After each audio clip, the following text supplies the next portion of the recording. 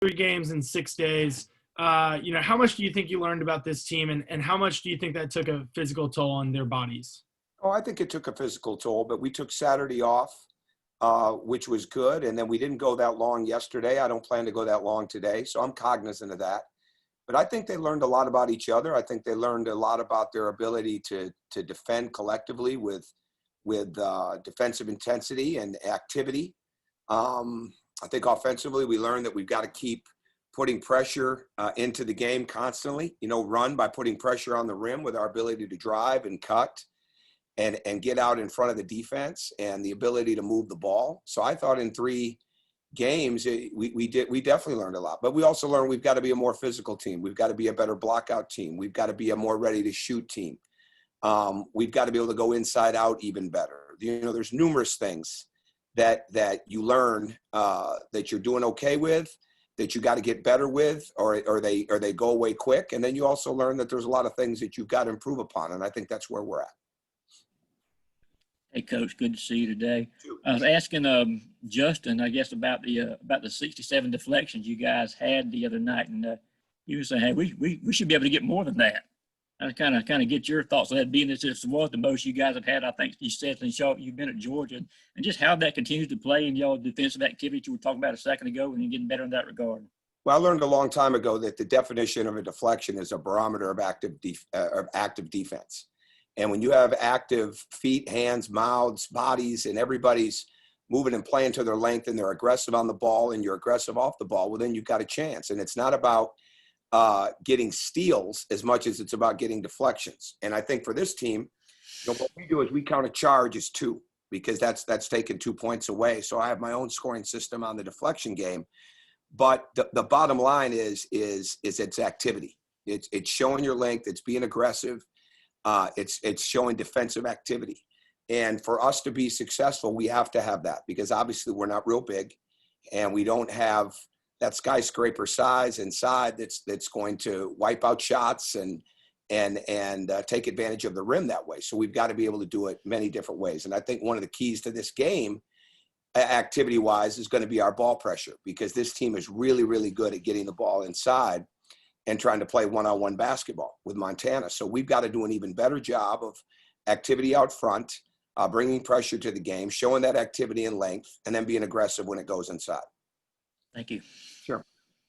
Okay, next we're going to have Chip Towers and Zach Klein. Coach, I just want to ask you, obviously we've talked to Justin a couple of times. He missed the last game, I think it was, the one before last. Was that a direct result of what happened over the summer? And clearly he's a guy that you must see as a leader, and obviously he's a starter and a very good player. Was that in response to what happened over the summer? And can you share your thoughts on that? Yeah, it was. I mean, it was. It's a decision that you make with the brain trust of what we have here inside of athletics. And there's also you have a responsibility to the university. And so it's never just a one-person call on that. You work together, and that's what we deemed appropriate. There's consequences to actions. My hope is that he has learned and that he understood the significance of what happened, not by missing a game, but by what happened. And anytime that you have discipline and punishment, you want it to be a real learning process so that that's not repeated again. And I think that's the most important thing you can do, whether it's with your team, heads, whatever it is. And that's exactly what we tried to do there. But he is, and answer the rest of your question, he is definitely got a very good personality, as you see. He has got a lot of energy. He's very aggressive. He's played a lot of good basketball. He's been well coached. He's been well raised. And we are very, very fortunate to have him. And I think he's going to continue to get better and better. Thank you. Hey, Coach, the great Mike Mobley let us know about Severe's 3 straight double-double points, assists. Hasn't been done in the SEC, what he said, in 2 decades plus. In your experience, why is this so rare? Is it just a culture we're in, guys wanting to score all the time and not dish it out? How come we don't have kind of just a specialty guy like that in 2 decades plus? I don't know. Yeah, I don't have an answer to that. I just look at him. I mean, it certainly double-doubles and triple-doubles and things of that nature are really, really significant things. And the bottom line is You've got to be a very unselfish young man, somebody that can see, somebody that can pass, somebody that can also score and make plays, but you've got to have really good decision-making skills. And then obviously to get the assists, people have to put the ball in the basket. And when you're getting layups and you're getting cuts, which is what is going to be conducive to us having any type of success this season and having that cutting game be strong, it's good. And I think what it does is it becomes infectious. And I think the two things that are really significant, well, there's a lot of things that are really significant when Svi's on the floor, but two things: if you want the ball, you got to keep up with him on the break. And if you cut and you get open a little bit, he's going to find you. And I think those things create a lot of energy for your team. Thank you. Sure. All right, up next, we're going to do Ryan Curley and then Andy Walsh. Hey, Coach, you said that some of the practices were going to be lighter the last couple of days just because of the wear and tear of having a lot of games in just a few days. What have you been focusing on and improving moving forward over the next few non-conference games?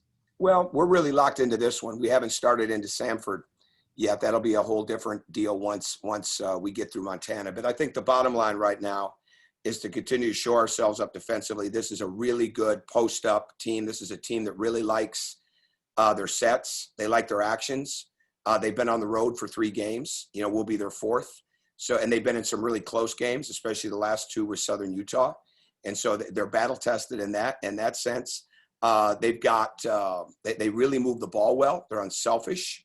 And what we've got to do is we've got to really be locked in defensively, because of all the teams that we will have seen to this point, they want to go inside the most. Now, that doesn't mean they're going to go inside the most of anybody we play, but in our first 4 games, this would appear to be the team that wants to go inside the most. So we've got to do a really good job there. On the other hand, we've got to continue to shore up our offense. We're always adding to what we're doing. We're looking for different opportunities for guys. We're looking to continue to build our cutting game, our drive and kick game, our catch and shoot game. And I think the biggest thing we've got to make the biggest jump on is how well we are physically and aggressively pursuing the ball and blocking out defensively, and not get away from the fact that for us to get easy baskets, we've got to be a really, really good offensive rebounding team as well. So those are some of the areas, along with all the other aspects, that we would have inside of a daily practice. Hey, Coach. I think it's 56 turnovers through 3 games. I guess what's your assessment of the ball security, and is that just careless passes and trying to do too much? What is it? And also, I think it's trying to make plays that aren't quite there. I think it's trying to be unselfish. When you have a guy that passes the ball like Svi, everybody else wants to get in on that part of it too, which is not a bad thing, but you've got to recognize what's there. And I think we're going to run, so there's going to be some turnovers, but we can't have the careless ones. We can't have the trying to put the ball somewhere where it can't go. I think that's the most important thing. But turnovers, like everything else on your team, especially early on in the season, have got to be a work in progress. And at the same time, while you're learning to play with one another, and that's what we have here. We have a lot of guys that are learning to play with each other. And even though obviously we hadn't played in a long time, like everybody else hadn't, this is the first time when you're going against other people that these guys have been together against somebody other than themselves. And they didn't have last year or the year before, things like that to really fall back upon for the most part. So there's going to be some learning with that, but we'll continue to build on it and try to make the game as simple as it can possibly be for guys to deliver the ball in places where guys can do something with it. All right, and the final question is going to be from Jed May. Hey, Coach. I wanted to ask you about Justin Kier. Number one, what do you remember about just recruiting him? I know he was on here and he said the first time y'all met, you talked a lot about family history and all that kind of stuff. Mm-hmm. And secondly, I guess he was all over the stat sheet the other night. What, I guess, can his role be on this team as a guy that can score, that can pass, that can rebound, that, plays havoc on defense, all that kind of stuff? Well, he could be a multi-dimensional, multi-threat, both ends of the court, high-level player. And I think that's what we saw. He's been well coached. I think he averaged 16 points a game in the Atlantic 10 his junior year. Obviously, he didn't play very much last year as a senior.